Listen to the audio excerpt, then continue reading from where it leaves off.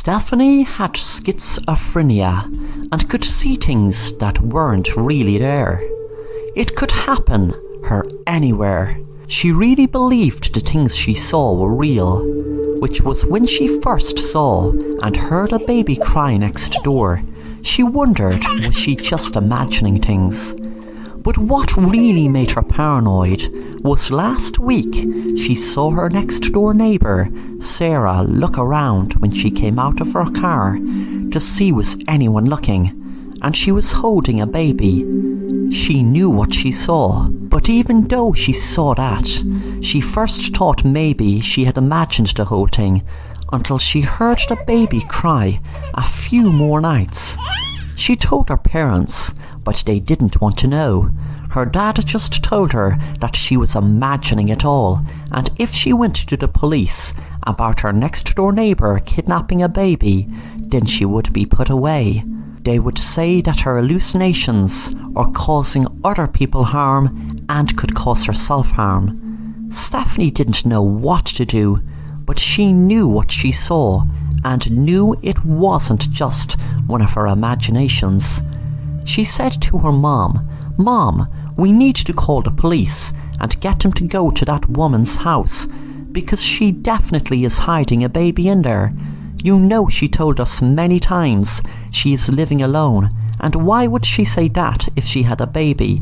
Plus, if she is babysitting a baby and if it's all legit, then the police will know and she won't get into trouble, but we can't just keep quiet and do nothing." Stephanie's mom Greta said, "Sweetie, you have seen so many different monsters and demons and whatever else that aren't there.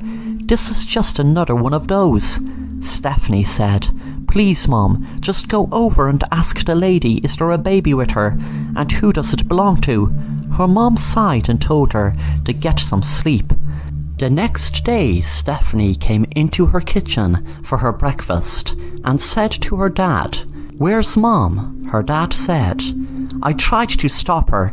She's actually gone over to our neighbour's house confronting her about your wild accusations that obviously are not true." Stephanie ran out the door before he could say anything else. She ran over to her neighbour's house and broke a window, then climbed in. When she was in the room, her mom was standing next to her neighbour, who was pointing a gun at her, and she turned to look at Stephanie and said, Well, look who has joined the party. Your mom here asked me whose baby I had in my house. Well, it's your damn father's baby. He decided to knock me up and didn't tell me keep the baby quiet because people will only start talking.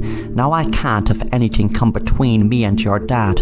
You see, he loves me way more than you and your mom." Suddenly Stephanie's mom ran and tried to grab the gun out of the woman's hand, and then the gun went off.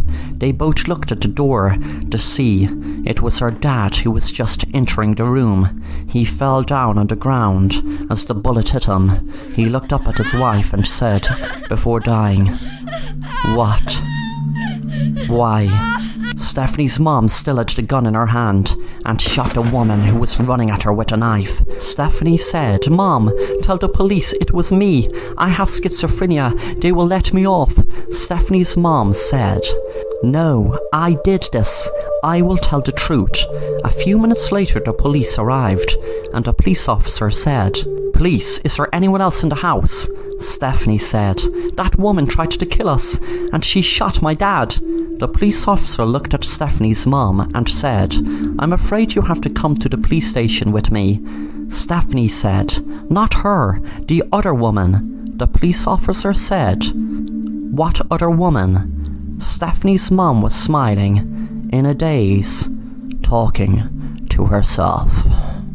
Thanks for watching The Assassin Rapper, and if you enjoy the content then make sure to subscribe and hit the bell to be notified of new content.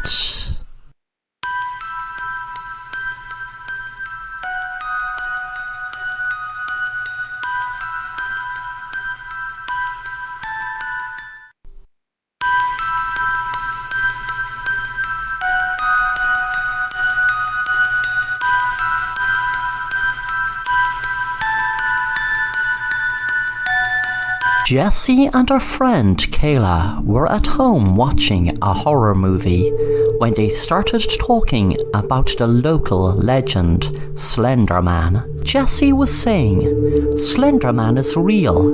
He isn't just a made-up character. Kayla said, do you really expect me to believe you that a 10-foot tin man is real and you have seen him?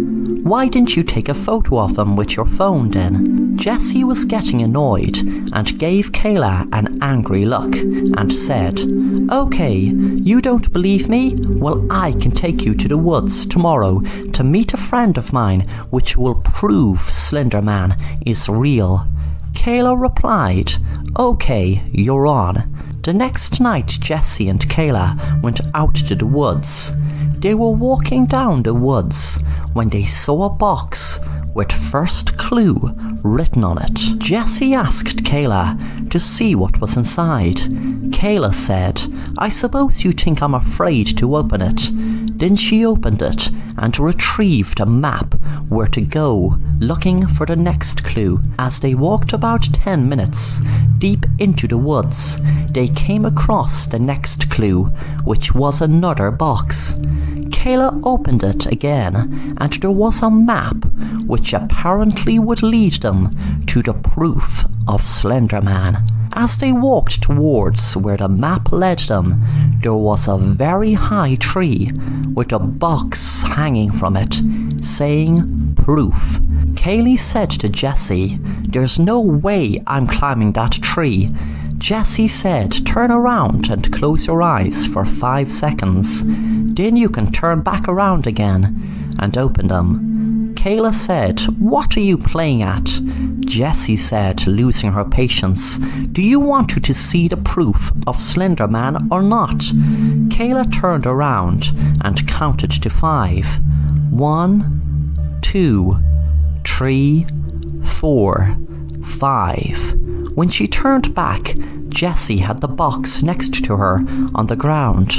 Kayla asked her, how did you climb way up there so fast? And what about this friend of yours you promised you'd show me? Where is he or she? Show me the proof of Slender Man being real. You told me your friend would show me the proof of Slender Man being real. How long do I have to wait to see the proof? Let me answer your first question first, and the second after, Jessie said. First, I didn't climb the tree, and the answer to your second question is, my friend is over there, and he is the one who picked the box from the tree.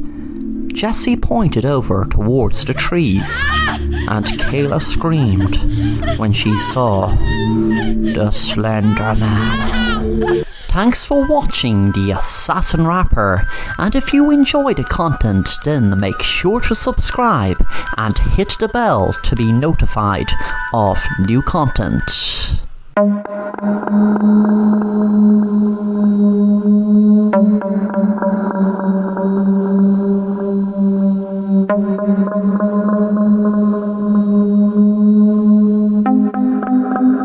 Tony was in the woods last week with a few of his friends, and they were with this guy that was new from school, who claimed to know all about black magic.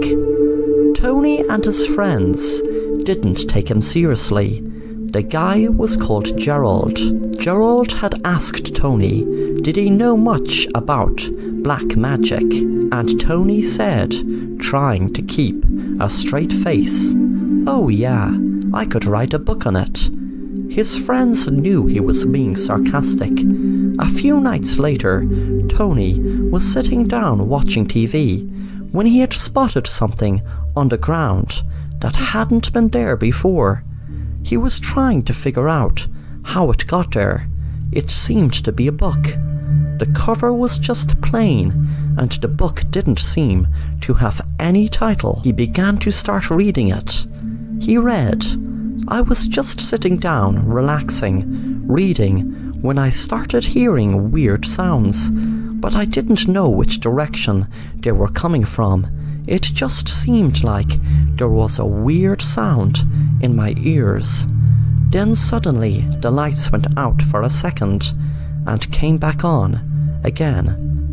Tony felt a shiver run up his spine as the lights in his living room had just gone out the second he had read that the light had gone out, and then the light came back on again, just like written in the book. He began to read on. He read, "I was wondering what was happening.